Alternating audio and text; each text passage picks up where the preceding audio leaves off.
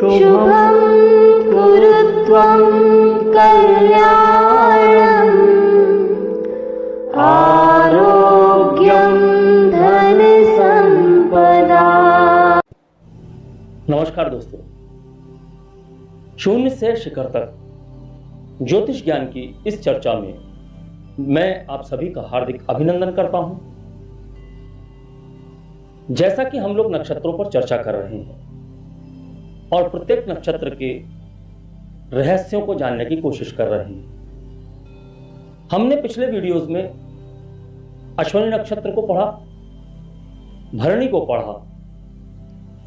आज हम पाठ संख्या 9 ले रहे हैं और कृत्तिका नक्षत्र को समझने की कोशिश करते हैं। इससे पहले कि मैं वीडियो को आगे बढ़ाऊं, हमेशा की तरह आपसे कहना चाहूंगा कि यदि आपने चैनल सब्सक्राइब नहीं किया है तो आप चैनल सब्सक्राइब करके बेल आइकॉन का बटन दबा दें ताकि आने वाले वीडियो आपको समय से प्राप्त हो सके। और जो चर्चा हम पहले कर चुके हैं उस चर्चा के और उन रहस्यों के वीडियोस देखने के लिए आप आई बटन में क्लिक करके देख सकते हैं और समझ सकते हैं। जहां आपको ऐसा लगता है कि मैं कुछ समझा पाने में असमर्थ हुआ हूं तो आप निसंकोच किसी भी माध्यम से मुझसे संपर्क करके अपनी शंका का समाधान कर सकते हैं। और आपकी शंका समाधान के लिए हम कोई भी शुल्क आपसे नहीं लेते हैं। हम शुल्क सिर्फ कुंडली पढ़ने का लेते हैं, कुंडली के विश्लेषण का लेते हैं।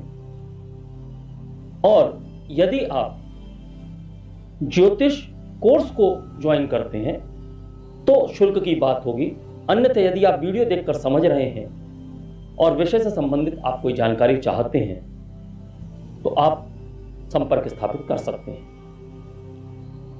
तो हम पहुंचते हैं कृत्तिका नक्षत्र पर। तो कृत्तिका नक्षत्र, जैसा कि यहां पर मैंने बोर्ड पर लिखा हुआ है, कृत्तिका सप्तऋषि की पत्नी थी। सप्तऋषि यानी कि 7 चमकते हुए तारे। प्राचीन समय में जब ऋषियों ने आकाश की ओर देखा और यह 7 चमकते हुए तारे उन्हें दिखाई दिए तो एक हार जैसी आकृति उन्हें दिखी। कहीं कहीं ऐसा प्रतीत हुआ कि जैसे कोई धारदार हथियार। तो उसी को देखते हुए यहां इसके प्रतीक चिन्हों में पहला प्रतीक चिन्ह है धारदार हथियार, दूसरा प्रतीक चिन्ह है अग्नि की लपटें और तीसरा इसका प्रतीक चिन्ह है मोर। अगर हम देवों की बात करें तो इस नक्षत्र पर शासन करने वाले पहले देव हैं भगवान कार्तिकेय, जिनको मुर्गन के नाम से भी जाना जाता है। दूसरे देव हैं अग्नि और तीसरे त्रिदेवों में से जो देव हैं वो है विष्णु। भगवान कार्तिकेय का जब जन्म हुआ था तो यह भविष्यवाणी की जा चुकी थी कि भगवान कार्तिकेय राक्षसों का विनाश करने वाले हैं। उनके पालन पोषण और उनकी युद्ध विद्या और अन्य विद्याओं के लिए उन्हें सप्तऋषि की पत्नी कृत्तिका के पास भेजा गया। तो यहां यह छोटी सी कहानी भगवान कार्तिकेय के नाम को भी दर्शाती है। कृत्तिका ने पाला तो उनका नाम कार्तिकेय हुआ। तो अब हम कृत्तिका नक्षत्र के बारे में समझने की कोशिश करते हैं। कृत्तिका नक्षत्र मेष राशि के 26 डिग्री 40 मिनट से लेकर वृषभ राशि के 10 डिग्री तक विराजमान है। इनका स्वामी सूर्य है और जैसा कि मेष राशि में मंगल की ऊर्जा और वृषभ राशि में शुक्र की ऊर्जा इस नक्षत्र को मिलती है। जब हम आगे बात करेंगे तो इसके वर्ण की बात करेंगे। आप यहां देख सकते हैं कृतिका नक्षत्र का वर्ण है ब्राह्मण। लिंग की बात करें तो स्त्रीलिंग। अगर हम इसकी दिशा की बात करते हैं तो यह उत्तर दिशा का स्वामित्व रखता है।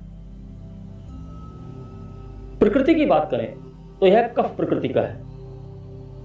जब हम गुण की बात करते हैं तो राजसिक गुण है इसका, जैसा कि आप शुक्र से समझ सकते हैं। शुक्र की ऊर्जा है, राजसिक गुण है, तत्व पृथ्वी है, गण राक्षस है, क्योंकि कहीं ना कहीं युद्ध से संबंधित इस नक्षत्र को माना गया है। अगर हम स्वभाव की बात करें तो यह द्विस्वभाव है। द्विस्वभाव होने के साथ साथ इसकी योनि बकरी की है और गोत्र ऋषि अंगिरस। तो यह हमने गुण तत्व प्रकृति को समझा। अब इससे हम कृतिका नक्षत्र में जन्म लेने वाले जातक को किस प्रकार समझ सकते हैं। आप सूर्य से समझ सकते हैं। जातक में अनुशासन, न्यायप्रिय, राजसिक गुण, यानी कि राजाओं की तरह जीने वाले, क्रांतिकारी, यश और कीर्ति को प्राप्त करने वाले, सत्य के लिए लड़ना इस जातक की प्रवृत्ति में देखा जा सकता है। अगर हम बात करें भगवान कार्तिकेय, जिनको कि कृतिका ने पाला था, तो पालन पोषण किसी और ने किया, तो हमें इससे यह समझ सकते हैं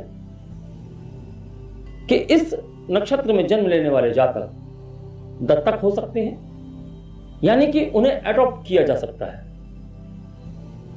भगवान श्री कृष्ण का जन्म भी कृतिका नक्षत्र में हुआ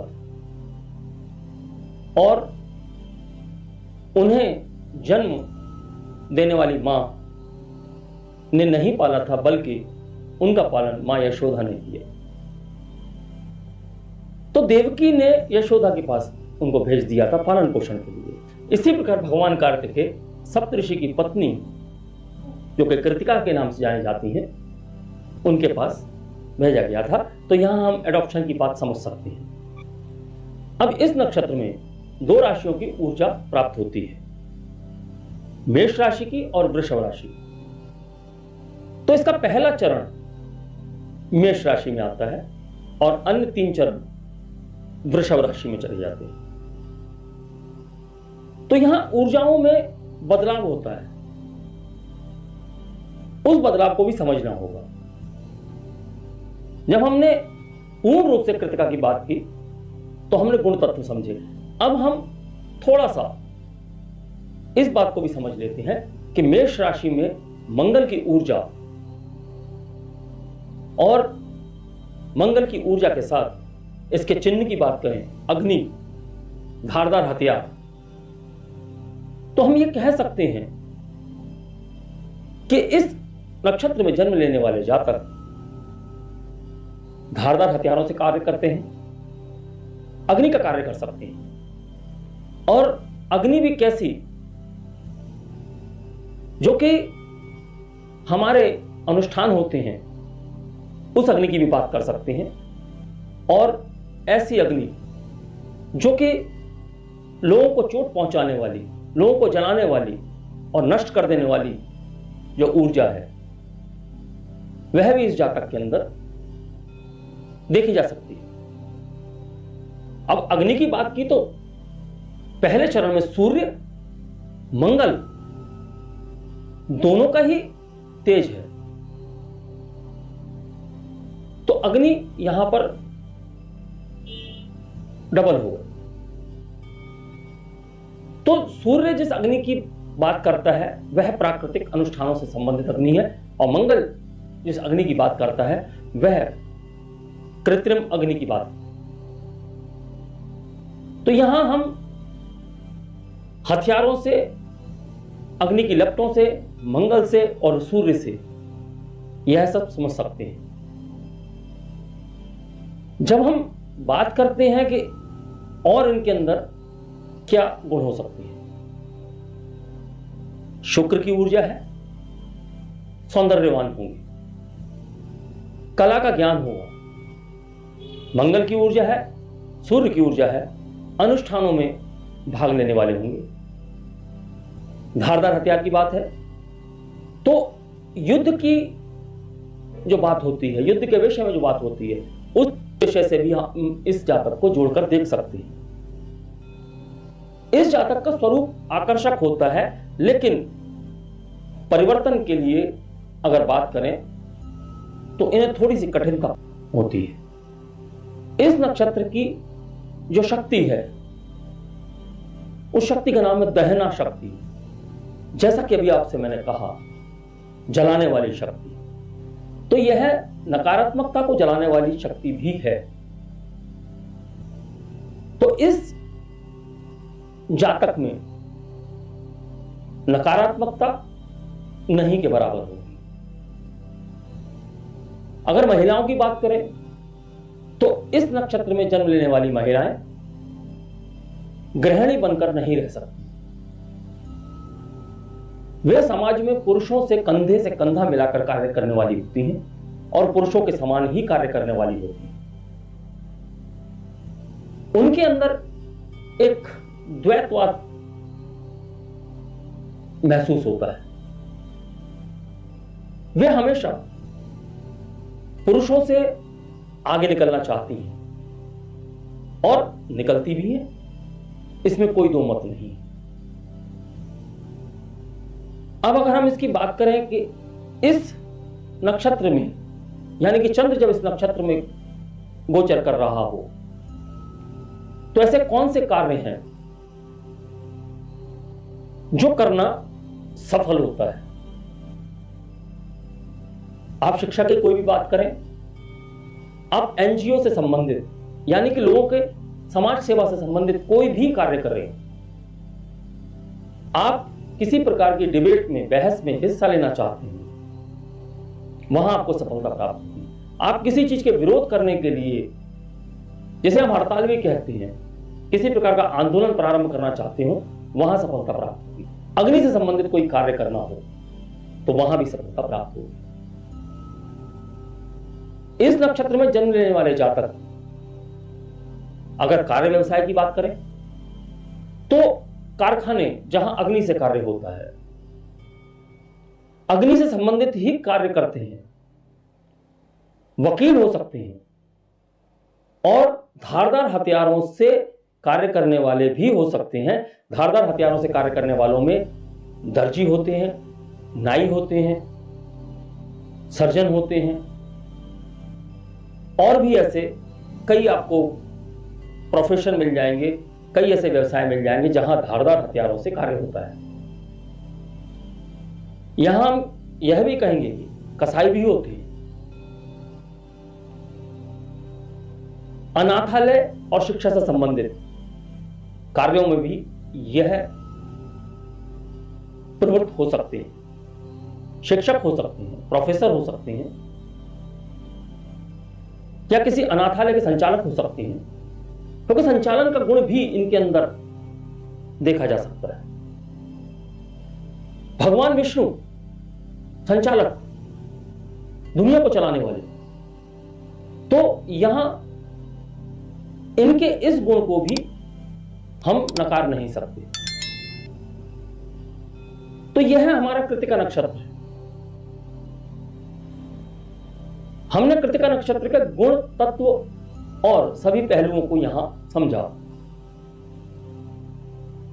और आने वाले वीडियो में हम इसके 4 चरणों की बात करेंगे और चरणों में ऊर्जा किस प्रकार कार्य करती है, इस संबंध में बात करेंगे।